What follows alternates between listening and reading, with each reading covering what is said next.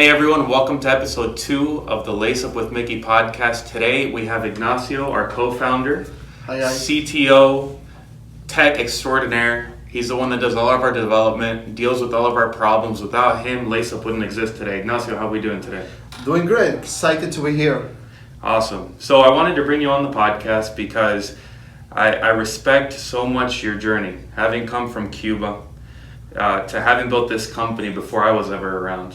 Mm-hmm. Right? I think your journey can provide a lot of value to those that view our channel, but also those customers that we have when they're trying to get to know us and trying to get to know our story. A lot of the time we lose out on the first 10 to 15 years of the company because I've only been around for about 5 or 6 years. That's correct. Yes. Okay. So what I want to get started with today is I want you to walk us through your journey, right? What your background is in Cuba, how you got to this country, and then how you came across the idea for LaceUp. Okay, so hi everybody. I came here in September 2001. I studied computer science in Havana University from 92 up to 96, and then I went down to Chile. I spent there a couple of years doing the same programming. That was the .com booming in that back at those days, and that allows me to always find a job wherever I go. I went from Cuba to Chile to have with a work permit to work there for a couple of years, and until I got an H-1B visa to come into the United States to do the same, to do programming down here on Miami. And that's how I came here with my wife back in 2001, 10 days before the attack in New York.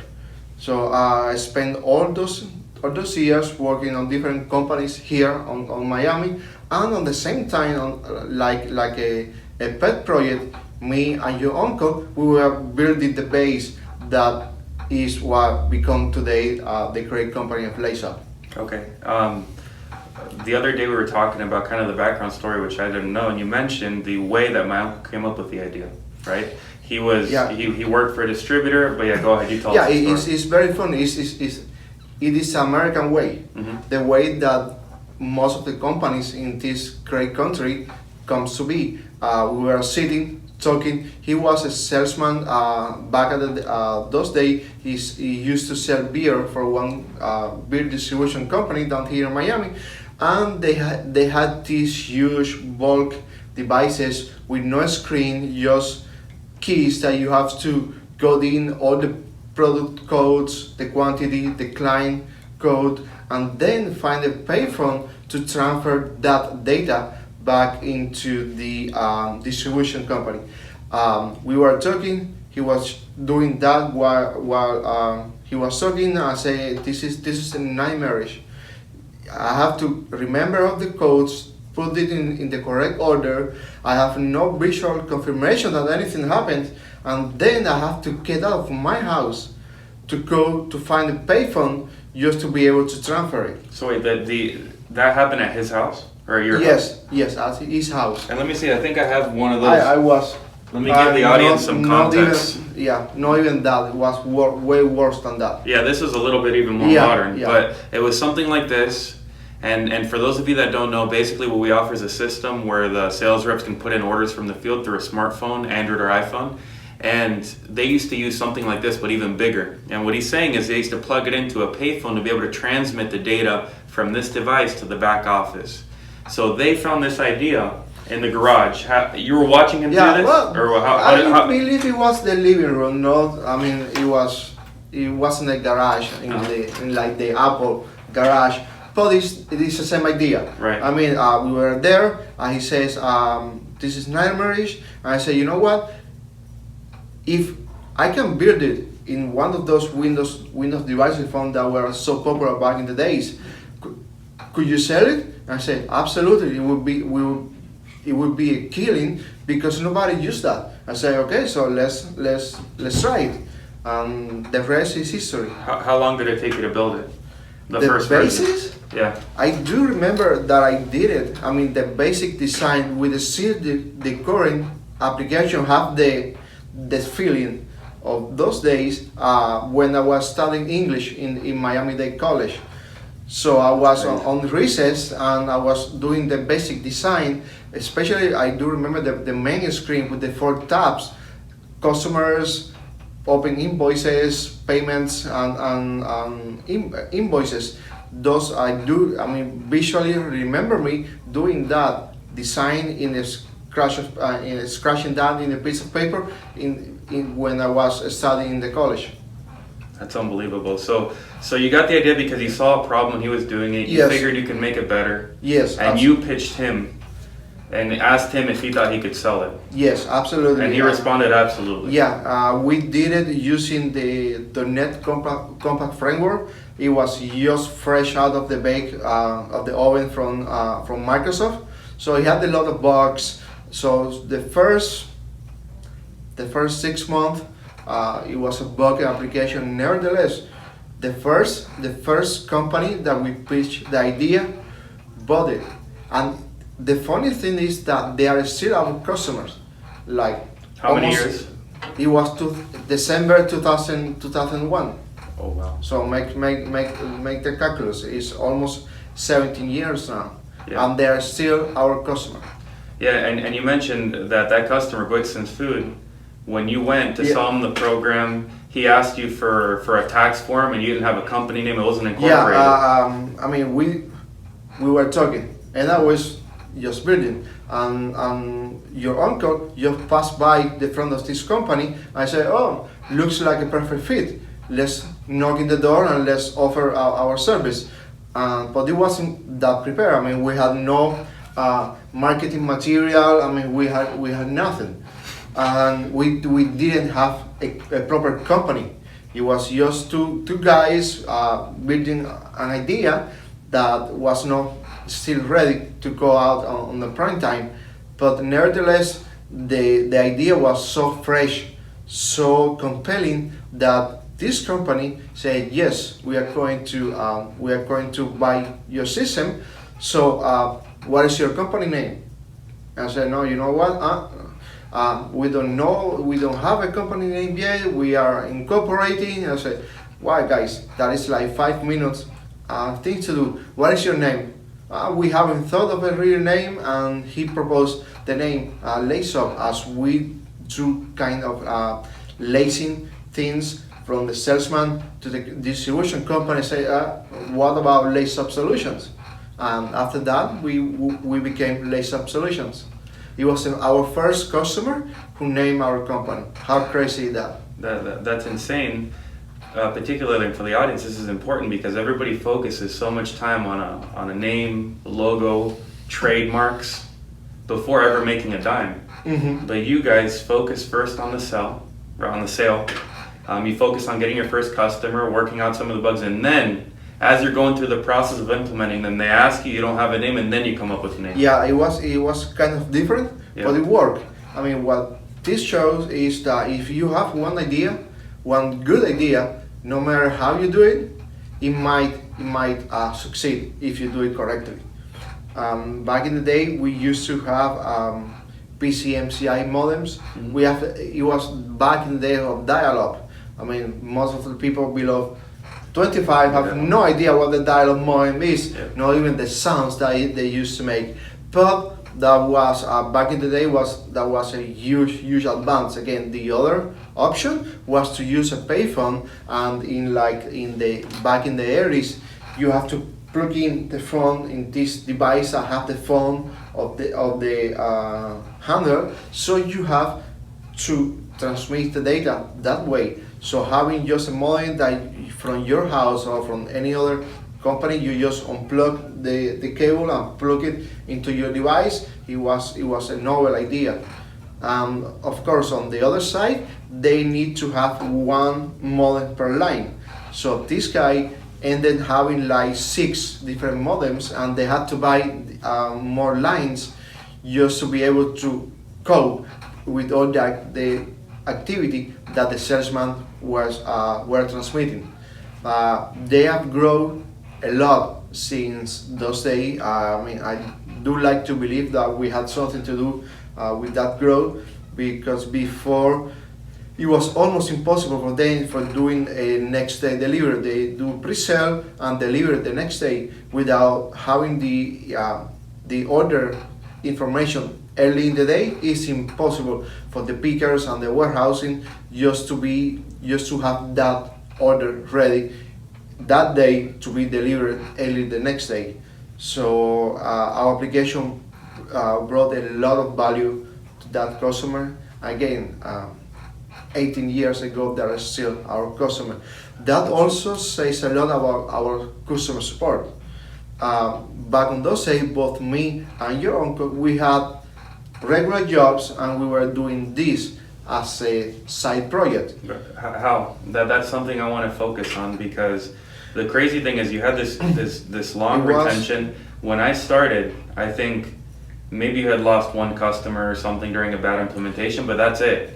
And in 15 years or 16 years before... In reality, we have never lost a customer doing a bad, just because of a bad implementation. Or just a bad series of events or something. Yeah, it was, they got bought, and then the new owner already had a new system. Okay, so they simply stopped using our system. But honestly, I don't remember a guy talking to us saying, hey, you don't do a good service, or your program is buggy, I'm not going to use you guys, I'm going to use another options, because there are other options in the market. They were back in the day, they still are now. Now the marketplace is more competitive because the cost is lower, but we have an excellent rotation record. Okay. So LaceUp was your side hustle. Yes. As you mentioned, you were working on LaceUp on the side, and you had to maintain the customers back then. Yes. Just you and my uncle. So talk to me about the balance of maintaining your regular job and working on LaceUp on the side. I was young back then, so I could work 8 hours, 9 on a regular programming gig, and then could get to my house, spend some time with my wife, and then after that sit in front of the computer from like 10, 11 p.m. all the way, who knows, until the wee hours of the night, just programming. And then the other day, wake up 7:30 in the morning, have breakfast, and go back to the regular job and produce, because you have to produce in both cases. It was difficult. It was super entertaining. I bought my first house like 18 months, 20 months after landing in this country. Mm-hmm. Just 20 months after. Yes. 20 months after. I got the profit of the first 2 implementation, and that was the down payment that I put to buy my house. That was a huge bonus, and knowing that we were on the right path for doing that, we had something good on our hand, that we could do something out of it. But back in the days, the idea of paying as a service, software as a service, was a difficult one to accept. Now everybody is used to doing that, paying on a monthly basis. But back in the day, that was almost impossible. So we had a very hard time in those early years just to be able to get on the regular basis, on having a regular income every month, so we could leave our jobs and dedicate full time to LaceUp. It was not only until iPhone came back and everybody got used to the idea of paying on a regular basis that we were able to pitch it successfully to our customers, that idea that it was very little upfront cost, and then you pay every month for doing that. And it's good for you, because that way we can have better support and better customer support and upgrades to the software itself. Yeah, and I remember I remember my uncle coming to Las Vegas, and we sat down. This was before I was ever involved in LaceUp, and we sit down together, and he tells me about the business model. At that time, I think it was like 2011 or something, you guys had made $1 million in just your side hustle. Mm-hmm. And he sits down with me, and we're trying to figure out how he can leave his job to do this full time, right? So that's why I pitched him. I was like, well, instead of charging, 20 grand, why don't you charge X money per month? Mm-hmm. Because that's a model that you can sustain, and all you have to do is build your monthly revenue to be able to pay you and everyone else that's going to work for you in the future a salary. So I went and I gave him this idea. He starts doing it, at least from my memory, this is how it played out. And at some point he comes to you and he says, hey, I want to leave my job. I assume I wasn't there. Talk to me about that conversation when he goes, hey, I'm ready to take this mainstream. This kind of decision is very easy for young people. Mm-hmm. Both me and your uncle, we were married, we have kids. So it's very difficult, having health insurance, paid vacations, all of those perks that come from the professional, from the white collar kind of jobs, to say I'm going to leave all of that aside and I'm going to go into this direction that who knows where it can lead you to. So we were, yes, back in those days, I think it was 2014, something like that. I know time flies and you forget the exact dates, but it was around those years that we started doing that model because the customers accepted it finally.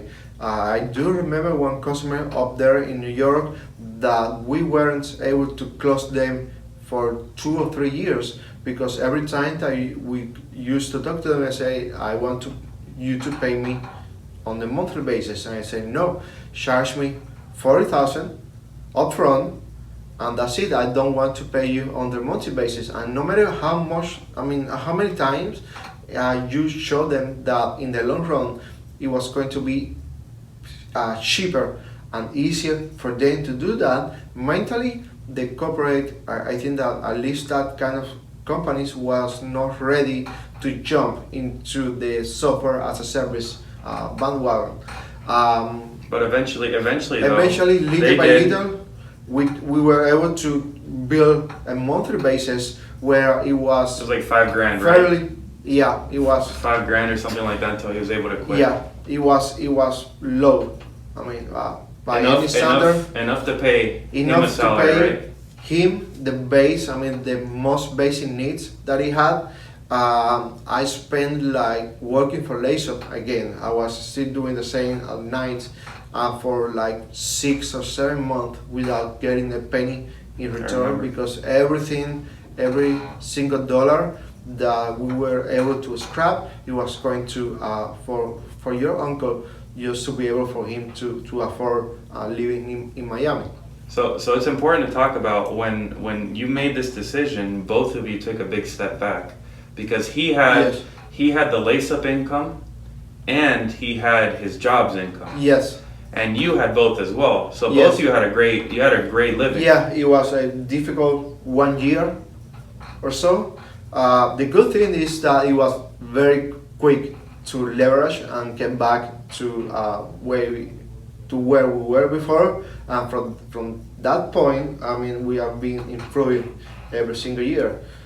As he was just fully dedicated to LaceUp, he was able to get more customers faster than before. Before we used to close, I don't know, 1, 2 customer a month. Now we do that on a single day. So the speed of capturing new customers increased dramatically, and now everybody was accepting to pay on a regular basis, on a monthly basis. So it wasn't that difficult, honestly. It was difficult at some point. Having money issues is a big problem, especially when you have a kid that you have to pay daycare. Health insurance is also a big problem in those cases, but we were able to do it. Well, one thing that impressed me about you is the fact that as obviously your LaceUp income decreased, and you were left with this income. Eventually, we were to the point where we could bring you on board full time. So that was a little bit of a transition, trying to convince you, because obviously you were going to leave a lot of money on the table with your job because you're a seasoned developer to come here. But the point is, once you came, right, if I recall correctly, you took a huge salary cut. I'm talking a monstrous salary cut, half. Around half. But I was crazy. I was just eager for that moment to come, because I was approaching 40 years old back then, and I just one day sit on my desk and say, hey, I've been programming in this. I was on the same company for 10 years, since I was almost 29, 30 years old, and 10 years after, I'm doing the same. I'm here sitting on my same desk, doing almost the same. I was a senior at the senior position those days, but eventually, essentially, I was doing the same kind of job. What's going to happen 10 years from now? And I said, no, I have to rush it out. The idea was good, it was selling good, and I say, talk to my wife and say, what is the minimum that we need just to survive through 6-8 months on here in Miami, which is very expensive. I had the health insurance for my job, so I had to take out some private health insurance, which was a killing, very, very expensive.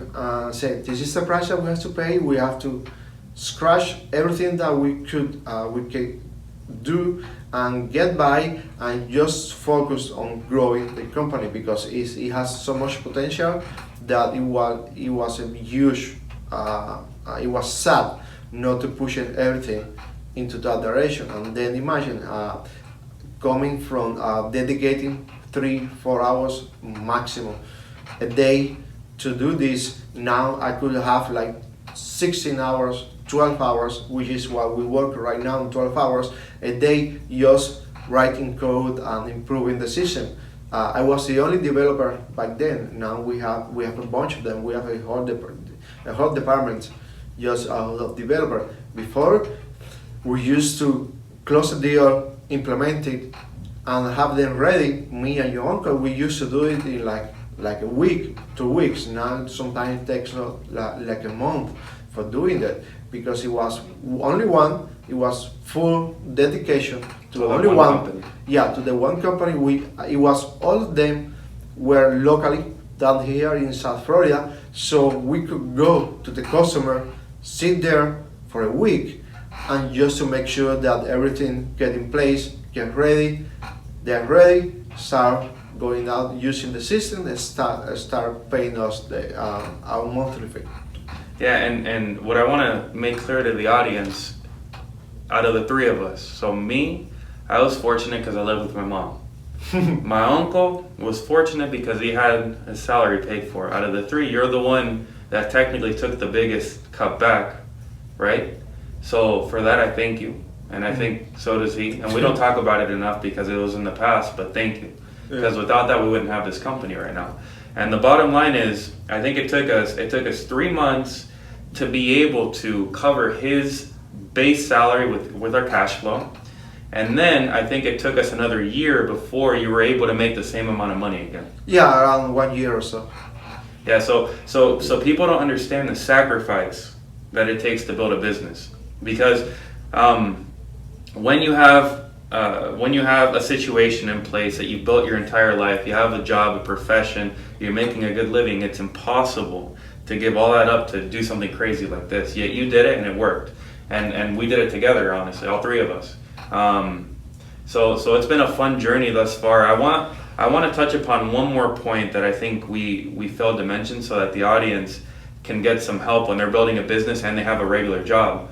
I remember when I started, right, which was right after my uncle quit his job to come full time, I remember having problems, right? And I remember having to call you or having to text you because you were at your job, right? How did you balance the two? How did you do both things at once and keep it so that our company didn't collapse? It was very difficult. Again, the problems back then were less because we had less The system was simple, way simple back then, and we had less customers, so less product comes around. Your uncle have the expertise are ready at that moment to fix like 80% of those problems.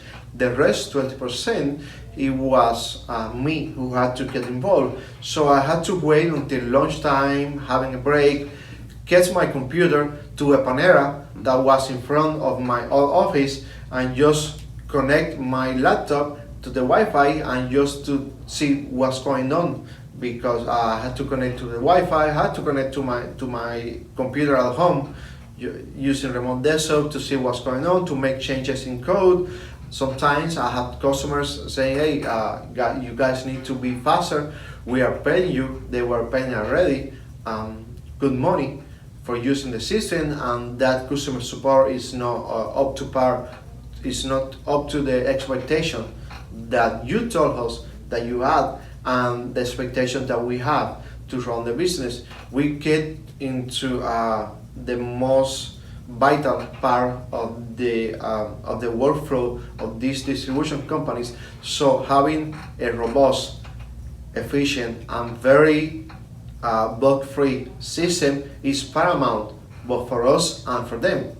And I think that we did it at some point. Some point we were able to just make sure that there were no particular nasty bugs, that they could use the system without any problem, any showstopper back at that point, and then that allowed us to move up much faster. But it was painful. Sometimes I had to take day off, 6 days, that just because I had to go to a customer because they had so much problem, or they had such a big problem that I had to go personally there just to be able to fix it. So it was difficult. It was doable though. Well, I think that brings us to a good segue in the conversation. So, in order to build a company like this, right, especially at your age when you have a family, you have to do it on the side, right? You have to take those free hours that you have, whether it's lunchtime or in the morning before getting up or in the evening before going to bed. You have to leverage those hours to build the business. It's the only way. It's the only way because every work, every position in this field at least, demand that you be able to write code to perform the way that they expect you to do. Yeah, you can't lie about it. You can't pretend like you're writing code. So you couldn't. So you had to do both. There was no option. Absolutely, there was no way around.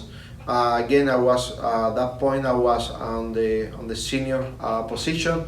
I had 2 teams that I had to manage, one in India, one in Argentina, that I had to keep track of them. It was a full time. What I had in my regular job, it was a full time job, and sometimes it was very, very demanding as well. On those days, those weeks that I had so much work, that I had to work extra time on that position, LaceUp used to suffer because there is only one time. I can do only one thing at a time. Either I work for my company or I work for LaceUp. So it was a difficult time. That's why I believe it took us so much to do the jump, to be able for me to jump full time to dedicate to LaceUp. Yeah, and I want to use that because I'm going to segue into our last question because we're running short on time. I want you to give advice to the listener out there, right? Because you've built a business, right? And for us, it's easy to forget where we came from and the struggles that we had in the beginning and the uncertainty and sitting there thinking, is this ever going to make it, right? Are we ever going to blow up and have employees and be able to have a company? I want you to give advice to people in the same scenario as you. What advice would you give somebody that maybe has a full-time job, but they hate their job, for example, and they want to build something on the side, right? Can you walk them through, like, what advice would you give them to build that business? Well, first of all, you have to do a lot of sacrifice. There is no game without pain. Okay, you are not going to have vacation. I think I spent like 3 years without having a single day off. Okay, you are not going to have vacation. You are going to get rid of everything that is not essential for doing it, because money wise is difficult. And we do software. In our case, what you need to build your product is not that much. If you think about it, is just a single computer. If you go on another business, food truck, you have to buy the food truck, you have to buy all the licenses. I mean, it takes time, it takes money, and it takes a lot of believing in yourself that you have a good idea. And of course, sit down, do the numbers, see how you compare yourself with others that did that before you. I mean, this day and age, almost you can find podcasts or find a story anywhere on the internet of somebody who did something similar to what you are thinking. And that's it. I mean, basically, follow your dream. This is the land of opportunities. If you work hard enough, you might get what you like, what you want. Yeah, and I think our dreams have certainly come true, and as much as they have, I think we're all looking for the next level, and even though we're here, we're always working. We're sitting here. I mean, we come in at 7 a.m. every morning. We leave at 7 p.m. every evening. We have to work weekends on occasion. It's still, even though we have a company that's working for us, that pays us every month, we still come here every day, because as you grow and expand, your goals change, right? And the way that you used to think evolves, and you want more, right? And you want to grow the business more. So I guess the conclusion to this whole thing is, hopefully you guys got some insight as to what it takes to build a business on the side, how many years of sacrifice it takes, how many hours you have to work, how you have to use your free time and leverage your free time to its fullest extent to get the most out of it, to be able to produce something on the side. And then it's the time to transition over to do that, build that up, and then once you get to the end, you think you've made it, now you have to figure out what's next. So it's a never-ending journey. Yeah. It's a never-ending journey, but I think overall, more than ever, we've all found happiness doing it. Absolutely. This year more than any year. Yeah, it's something that is yours, that you built it from the very start, okay, and it's very, very rewarding feeling that you did something, you create something out of nowhere, and there are people now, our employees, we have a bunch of employees now that comes in and believe in what you're doing, and now they are making it part of their story as well. Well, I want to thank you, Ignacio, for coming in, sharing your story. I didn't know the story, believe it or not, or maybe you told me a long time ago, but I didn't remember it. So thank you, and thank you all for tuning in to episode 2. See you.